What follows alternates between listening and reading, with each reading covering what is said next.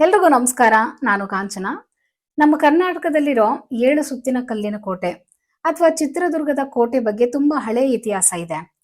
ಈ ಚಿತ್ರದುರ್ಗ ಅನ್ನೋ ಹೆಸರು ಕೇಳಿದ ತಕ್ಷಣ ನಮ್ಗೆ ಮೊದಲು ನೆನಪಿಗೆ ಬರೋದು ಅಂದ್ರೆ ಈ ಪ್ರದೇಶನ ಆಳ್ವಿಕೆ ಮಾಡಿದವ್ರಿಗಿಂತ ಒನಕೆ ಓಬವ್ವನ ಸಾಹಸನೇ ನಮ್ಗೆ ಮೊದಲು ನೆನಪಾಗುತ್ತೆ ಅಲ್ವಾ? ಹಾಗೇನೆ ಈ ಚಿತ್ರದುರ್ಗಕ್ಕೂ ಮಹಾಭಾರತಕ್ಕೂ ಕೂಡ ಸಂಬಂಧ ಇದೆ. ಅದ್ ಹೇಗೆ ಅಂತ ಹೇಳ್ತೀನಿ. ಇವತ್ತಿನ ವಿಡಿಯೋನಲ್ಲಿ ಚಿತ್ರದುರ್ಗದ ಕಲ್ಲಿನ ಕೋಟೆನ ಯಾರು ನಿರ್ಮಾಣ ಮಾಡಿದ್ರು, ಯಾರ್ಯಾರ ಕೈಗೆ ಆಡಳಿತ ಹೋಗುತ್ತೆ ಇದು, ಈ ಕೋಟೆನಲ್ಲಿ ಏನೇನಿದೆ, ಎಷ್ಟು ಜಾಗದಲ್ಲಿ ಹರಡ್ಕೊಂಡಿದೆ ಇದು, ಮತ್ತೆ ಚಿತ್ರದುರ್ಗಕ್ಕೂ ಮಹಾಭಾರತಕ್ಕೂ ಏನ್ ಸಂಬಂಧ ಇದೆ, ಚಿತ್ರದುರ್ಗ ಅನ್ನೋ ಹೆಸರು ಹೇಗ್ ಬಂತು, ಮತ್ತೆ ಒನಕೆ ಓಬವ್ವನ ಕತೆ ಏನು, ಹೀಗೆ ಎಲ್ಲದರ ಬಗ್ಗೆ ಇವತ್ತಿನ ವಿಡಿಯೋನಲ್ಲಿ ಬರೀ ಕಲ್ಲಿಂದನೇ ನಿರ್ಮಾಣ ಆಗಿರುವಂತ 7 ಸುತ್ತಿನ ಕಲ್ಲಿನ ಕೋಟೆ ಅಥವಾ ಚಿತ್ರದುರ್ಗದ ಕೋಟೆ ಬಗ್ಗೆ, ಇದ್ರ ಹಿಂದೆ ಇರುವಂತ ಇತಿಹಾಸ ಏನು ಅಂತ ತಿಳ್ಕೊಳ್ಳೋಣ ಬನ್ನಿ.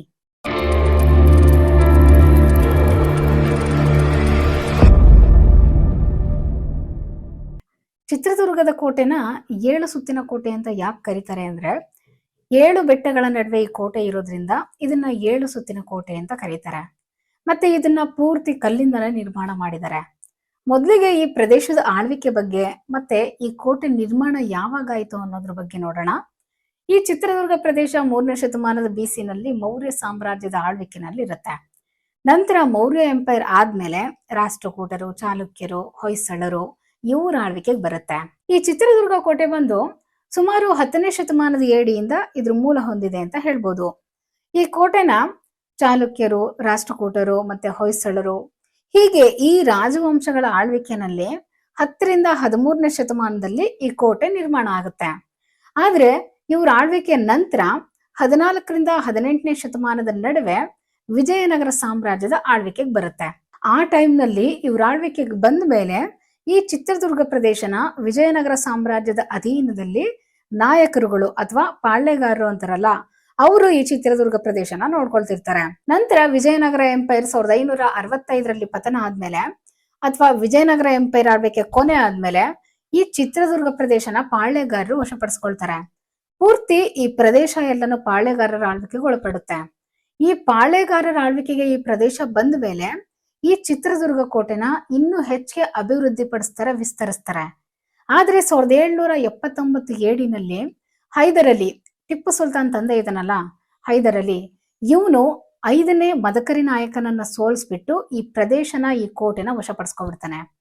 ಈ ಕೋಟೆನ ವಶಪಡಿಸ್ಕೋಬೇಕು ಅಂತ ಹೇಳಿ ಇವನು ಹೈದರ್ ಅಲಿ 3 ಸಾರಿ ಪ್ರಯತ್ನ ಮಾಡಿರ್ತಾನೆ, ಆಕ್ರಮಣ ಮಾಡಿರ್ತಾನೆ.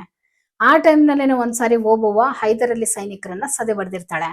ಆದ್ರೆ ಕೊನೆಗೆ 1779ರಲ್ಲಿ ನಾಯಕರನ್ನ ಸೋಲಿಸ್ಬಿಟ್ಟು ಹೈದರ್ ಅಲಿ ಈ ಪ್ರದೇಶನ ವಶಪಡಿಸ್ಕೊಬಿಡ್ತಾನೆ. ನಂತರ ಈ ಪ್ರದೇಶ ಹೈದರ್ ಅಲಿ ಮಗ ಟಿಪ್ಪು ಸುಲ್ತಾನ್ ಆಳ್ವಿಕೆಗೆ ಬರುತ್ತೆ.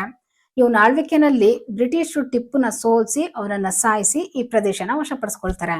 ನಂತರ ಇದಾದ್ಮೇಲೆ ಕೊನೆಗೆ ಚಿತ್ರದುರ್ಗ ಮೈಸೂರು ಸರ್ಕಾರದ ಅಧೀನಕ್ಕೆ ಒಳಪಡುತ್ತೆ. ಈ ರೀತಿಯಾಗಿ ಈ ಪ್ರದೇಶ ಎಷ್ಟೋ ರಾಜವಂಶಗಳ ಆಳ್ವಿಕೆಗೆ ಸಿಕ್ಕಾಕೊಂಡು ಕೊನೆಗೆ ಮೈಸೂರು ಸರ್ಕಾರದ ಅಧೀನಕ್ಕೆ ಒಳಪಡುತ್ತೆ. ಮತ್ತೆ ಈ ಕೋಟೆನಲ್ಲಿ ಏನೇನಿದೆ, ಹೇಗಿದೆ ಅಂತ ಸಿಂಪಲ್ ಆಗಿ ತಿಳ್ಕೊಳ್ಳೋದಾದ್ರೆ, ಒಟ್ಟು ಈ ಕೋಟೆ 1500 ಎಕರೆನಲ್ಲಿ ಆವರಿಸ್ಕೊಂಡಿದೆ. 38 ಪ್ರವೇಶ ದ್ವಾರಗಳಿದಾವೆ, 35 ರಹಸ್ಯ ಪ್ರವೇಶ ದ್ವಾರಗಳಿದಾವೆ, 4 ಅಗೋಚರ ಮಾರ್ಗಗಳಿದಾವೆ, ನೀರಿನ ಟ್ಯಾಂಕ್ಗಳು, ಮತ್ತೆ ಶತ್ರುಗಳ ಆಕ್ರಮಣದ ಬಗ್ಗೆ ತಿಳ್ಕೊಳ್ಳೋದಕ್ಕೆ ಅಂತ ಹೇಳಿ 2000 ವಾಚ್ ಟವರ್ಗಳಿದಾವೆ. ಮತ್ತೆ ಸ್ಟೋರೇಜ್ ವೇರ್ ಹೌಸಸ್, ಹೊಂಡಗಳು, ಜಲಾಶಯಗಳು, ಮತ್ತೆ ಮಳೆ ನೀರು ಕೊಯ್ಲುಗಳ ರಚನೆ ಕಾಣ್ಬೋದು. ಹೀಗೆ ಎಲ್ಲಾ ರೀತಿನಲ್ಲೂ ಅನುಕೂಲ ಆಗೋ ತರ ಈ ಕೋಟೆನ ನಿರ್ಮಾಣ ಮಾಡಿದ್ದಾರೆ. ಮತ್ತೆ ಈ ಕೋಟೆ ಗೋಡೆಗಳು 5ರಿಂದ 13 ಮೀಟರ್ ಎತ್ತರ ಮತ್ತೆ 8 ಕಿಲೋಮೀಟರ್ ಉದ್ದ ಇದೆ. ಆಗ್ಲೇ ಹೇಳ್ದಂಗೆ ಸುಮಾರು 1500 ಎಕರೆನಲ್ಲಿ ವಿಸ್ತೀರ್ಣ ಇದೆ ಇದು. ಈ ಕೋಟೆ ವಿಶೇಷ ಏನು ಅಂದ್ರೆ ಇದನ್ನ ಪೂರ್ತಿ ಕಲ್ಲಿಂದನೇ ನಿರ್ಮಾಣ ಮಾಡಿದ್ದಾರೆ. ಹಾಗೇನೆ ಇದರಲ್ಲಿ ಈ ಕೋಟೆನಲ್ಲಿ ಒಟ್ಟು 18 ದೇವಸ್ಥಾನಗಳಿದಾವೆ, ಮತ್ತೆ ಒಂದು ಮಸೀದಿನೂ ಕೂಡ ಇದೆ. ಈ ಮಸೀದಿನ ಟಿಪ್ಪು ಸುಲ್ತಾನ್ ಕಟ್ಸಿರೋದು ಇದನ್ನ. ಮತ್ತೆ ಇನ್ನ ಒಂದು ಕುತೂಹಲ ವಿಷಯ ಏನು ಅಂದ್ರೆ 3 ಮೀಟರ್ ಆಳ ಮತ್ತೆ 7 ಮೀಟರ್ ಡಯಾಮೀಟರ್ ಇರುವಂತ ಕಲ್ಲಿಂದ ಮಾಡಿರುವಂತ ಗಿರಣಿ ಇದೆ. ಇದನ್ನ ಏನಕ್ಕೆ ಬಳಸ್ತಾ ಇದ್ರು ಈ ಕಲ್ಲಿನ ಗಿರಣಿನ ಅಂದ್ರೆ, ಈ ಹೈದರ್ ಅಲಿ ಮತ್ತೆ ಟಿಪ್ಪು ಸುಲ್ತಾನ್ ಆಳ್ವಿಕೆ ಟೈಮ್ನಲ್ಲಿ ಈ ಕಲ್ಲಿನ ಗಿರಣಿನ ಗನ್ ಪೌಡರ್ ತಯಾರಿಸೋದಕ್ಕೆ ಅಂತ ಬಳಸ್ತಾ ಇದ್ರಂತೆ. ಇದನ್ನ ಮದ್ದು ಬೀಸುವ ಕಲ್ಲು ಅಂತಾನೂ ಕೂಡ ಕರೀತಾರೆ. ಹೀಗೆ ಇನ್ನು ಹಲವಾರು ವಿಶೇಷವಾಗಿರುವಂತ ಸಂಗತಿಗಳು, ವಸ್ತುಗಳನ್ನ ಈ 7 ಸುತ್ತಿನ ಕಲ್ಲಿನ ಕೋಟೆನಲ್ಲಿ ಕಾಣ್ಬೋದು ನಾವು.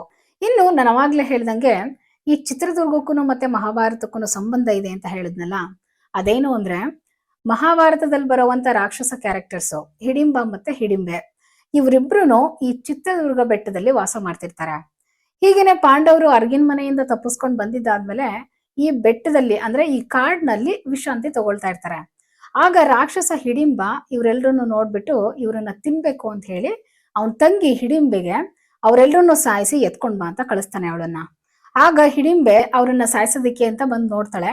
ಅಲ್ಲಿ ಭೀಮನ್ನ ನೋಡ್ಬಿಟ್ಟು ಅವಳಿಗೆ ಅವನ ಮೇಲೆ ಪ್ರೀತಿ ಹುಟ್ಕೊಳುತ್ತೆ. ಅವ್ರನ್ನ ಸಾಯಿಸೋದಿಕ್ ಮನ್ಸಾಗೋದಿಲ್ಲ ಅವಳಿಗೆ. ಆಗ ಅವರನ್ನ ಹಿಡಿಂಬ ಏನ್ ಮಾಡ್ತಾನೆ, ಇವಳಿನ್ನೂ ಇಷ್ಟೊತ್ತಾದ್ರೂ ಅವ್ರನ್ನ ಸಾಯಿಸ್ಬಿಟ್ಟು ತಂದಿಲ್ವಲ್ಲ, ಇನ್ನು ಬಂದ ಇಲ್ವಲ್ಲ ಅಂತ ಹೇಳಿ ಅವ್ರಿರೋ ಜಾಗಕ್ಕೆ ಬರ್ತಾನೆ ಅವನು. ಬಂದ್ ನೋಡ್ದಾಗ ಅಲ್ಲಿ ಹಿಡಿಂಬನಿಗೂ ಮತ್ತೆ ಆ ಭೀಮನಿಗೂ ಯುದ್ಧ ನಡೆಯುತ್ತೆ. ಈ ಯುದ್ಧದಲ್ಲಿ ಭೀಮ ಹಿಡಿಂಬನನ್ನ ಸಾಯಿಸ್ಬಿಡ್ತಾನೆ. ಆಮೇಲೆ ಅವನ್ ತಂಗಿ ಹಿಡಿಂಬೆನ ಭೀಮ ಮದ್ವೆ ಆಗ್ತಾನೆ. ಅವರಿಬ್ರಿಗೂ ಘಟೋತ್ಕಚ ಅಂತ ಮಗ ಹುಟ್ಟುತ್ತಾನೆ. ಇದ್ರ ಸಾಕ್ಷಿಯಾಗಿ ಇಲ್ಲಿ ಹಿಡಿಂಬೇಶ್ವರ ಅನ್ನೋ ದೇವಸ್ಥಾನನೂ ಕೂಡ ಇದೆ. ಅಲ್ಲಿ ಹಿಡಿಂಬನ ಹಲ್ಲನ್ನು ಸಹ ಕಾಣ್ಬೋದು ನಾವು. ಮತ್ತೆ ಈ ಪ್ರದೇಶನ ಚಿತ್ರದುರ್ಗ ಅನ್ನೋ ಹೆಸರಿನಿಂದ ಯಾಕೆ ಕರೀತಾರೆ ಅನ್ನೋದಕ್ಕೆ ಕಾರಣ ಏನು ಅಂದ್ರೆ, ದಂತಕಥೆ ಪ್ರಕಾರ ಶ್ರೀಕೃಷ್ಣ ಮತ್ತೆ ಜಾಂಬವತಿ ಮಗ ಆಗಿದ್ದಂತ ಚಿತ್ರಕೇತು ಇರ್ತಾನಲ್ಲ, ಅವನು ಈ ಪ್ರದೇಶನ ಆಳ್ವಿಕೆ ಮಾಡ್ತಿರ್ತಾನೆ. ಈ ಜಾಗದ ಸುತ್ತಮುತ್ತ ಬರೀ ಕಲ್ಲುಗಳು, ಬೆಟ್ಟಗಳು ಮತ್ತೆ ಹುಲ್ಲುಗಾವಲಿನಿಂದ ಕೂಡಿದಂತ ದುರ್ಗಮ ಪ್ರದೇಶ ಆಗಿರುತ್ತೆ. ಸೊ ಈ ಪ್ರದೇಶನ ಚಿತ್ರಕೇತು ಆಳ್ವಿಕೆ ಮಾಡ್ತಿರ್ತಾನಲ್ಲ, ಅದಕ್ಕೆ ಈ ಪ್ರದೇಶಕ್ಕೆ ಚಿತ್ರದುರ್ಗ ಅಂತ ಹೆಸರು ಬರುತ್ತೆ. ಇದನ್ನ ಬ್ರಿಟಿಷರು ಚಿತ್ತಾಲ್ ದುರ್ಗ ಅಂತಾನೂ ಕರಿತಾ ಇದ್ರು. ಇಷ್ಟು ಈ ಹೆಸರಿನ ಹಿಂದೆ ಇರುವಂತ ಒಂದು ಸ್ಟೋರಿ. ಇನ್ನು ಕೊನೆಯದಾಗಿ ಒನಕೆ ಓಬವ್ವನ ಕಿಂಡಿ ಬಗ್ಗೆ ಹೇಳಿಲ್ಲ ಅಂತ ಅಂದ್ರೆ ಈ ವಿಡಿಯೋ ಆಗ್ಲಿ ಇಲ್ಲ ಈ ಚಿತ್ರದುರ್ಗದ ಕೋಟೆ ಬಗ್ಗೆ ಇರುವಂತ ಸ್ಟೋರಿ ಆಗ್ಲಿ ಏನು ಕಂಪ್ಲೀಟ್ ಅಂತಾನೆ ಅನ್ಸ್ಕೊಳ್ಳೋದಿಲ್ಲ. ಸೊ ಎಲ್ರಿಗೂ ಓಬವ್ವನ ಕತೆ ಗೊತ್ತಿದ್ರು ಕೂಡ ಇನ್ನೊಂದ್ಸಾರಿ ನೆನಪು ಮಾಡ್ಕೊಳ್ಳೋಣ ಬನ್ನಿ. ಈ ಓಬವ್ವನ ಗಂಡ ಮುದ್ದ ಹನುಬಪ್ಪ ಅಂತ. ಇವನು ಮದಕರಿ ನಾಯಕನ ಕಾಲದಲ್ಲಿ ಒಬ್ಬ ಸೈನಿಕ ಆಗಿರ್ತಾನೆ. ಶತ್ರುಗಳ ಆಕ್ರಮಣ ಮಾಡೋದನ್ನ ಗಮನಿಸೋದಕ್ಕೋಸ್ಕರ ಈ ಕಾವಲು ಕಾಯೋ ಗೋಪುರದಲ್ಲಿ ವಾಸ ಆಗಿರ್ತಾನೆ ಅವನು. ಹೀಗೆ ಒಂದಿನ ಮಧ್ಯಾಹ್ನದಲ್ಲಿ ಓಬವ್ವನ ಗಂಡ ಊಟ ಮಾಡೋದಕ್ಕೆ ಅಂತ ಬರ್ತಾನೆ. ಅದೇ ಟೈಮ್ ಸರಿಯಾಗಿ ಮನೇಲಿ ನೀರ್ ಖಾಲಿ ಆಗಿರತ್ತೆ. ಸರಿ ಅಂತೇಳಿ ಓಬವ್ವ ಗಂಡನ್ ಊಟ ಕೊಟ್ಬಿಟ್ಟು ನೀರ್ ತರೋದಕ್ಕೆ ಅಂತ ಕೊಳದ ಹತ್ರ ಹೋಗ್ತಾಳೆ. ಅದೇ ಸಮಯಕ್ಕೆ ಸರಿಯಾಗಿ ಅಲ್ಲಿ ಬಂಡೆ ಹತ್ರ ಏನೋ ಶಬ್ದ ಕೇಳಿಸುತ್ತೆ ಅವಳಿಗೆ. ಏನದು ಆ ಶಬ್ದ ಅಂತ ನೋಡಿದಾಗ ಅಲ್ಲಿ ಹೈದರಲ್ಲಿ ಸೈನಿಕರುಗಳು ಕೋಟೆಗೆ ಮುತ್ತಿಗೆ ಹಾಕ್ತಿರ್ತಾರೆ. ಶತ್ರು ಸೈನಿಕರುಗಳು ಒಂದು ಬಂಡೆ ಸಂದಿಯಿಂದ ನುಗ್ತಾ ಇರ್ತಾರೆ. ಆಗ ಓಬವ್ವ ಏನ್ ಮಾಡ್ತಾಳೆ, ಅದನ್ನ ನೋಡ್ಬಿಟ್ಟು ಗಂಡ ಊಟ ಮಾಡ್ತಿದ್ದಾನೆ, ಅವನ್ಗೆ ತೊಂದರೆ ಕೊಡೋದ್ ಬೇಡ ಅಂತ ಹೇಳಿ ಓಬವ್ವ ಏನ್ ಮಾಡ್ತಾಳೆ, ಆ ಬಂಡೆ ಪಕ್ಕದಲ್ಲಿ ನಿಂತ್ಕೊಂಡು ಕೈನಲ್ಲಿ ಒಂದು ಒನಕೆ ಹಿಡ್ಕೊಂಡು ಆ ಬಂಡೆ ಸಂದಿಯಿಂದ ನುಗ್ಗು ಬರ್ತಿರೋ ಆ ಶತ್ರು ಸೈನಿಕರುಗಳಿಗೆ ಒನಕೆಯಿಂದನೇ ತಲೆ ಮೇಲೆ ಹೊಡೆದು ಸಾಯಿಸಿರ್ತಾಳೆ. ಒಬ್ಬೊಬ್ರನ್ನೇ ಸಾಯಿಸಿ ಎಳ್ಕೊಂಡೋಗಿ ಹೆಣಗಳ ರಾಶಿ ಹಾಕಿರ್ತಾಳೆ. ಹಂಗೆ ನೂರಾರು ಜನಗಳನ್ನ ಒನಕೆಯಿಂದನೇ ಹೊಡೆದು ಸಾಯಿಸ್ತಾಳೆ. ಆಗ ಅವಳ ಗಂಡ ನೀರ್ ತರೋದಕ್ಕೆ ಅಂತ ಹೋದವಳು ಇನ್ನೂ ಬಂದಿಲ್ವಲ್ಲ ಅಂತ ಹೇಳಿ ಬಂದು ನೋಡ್ತಾನೆ. ಒನಕೆ ಎಲ್ಲ ಪೂರ್ತಿ ರಕ್ತ ಆಗಿರುತ್ತೆ, ಹೆಣಗಳ ರಾಶಿನೇ ಬಿದ್ದಿರುತ್ತೆ.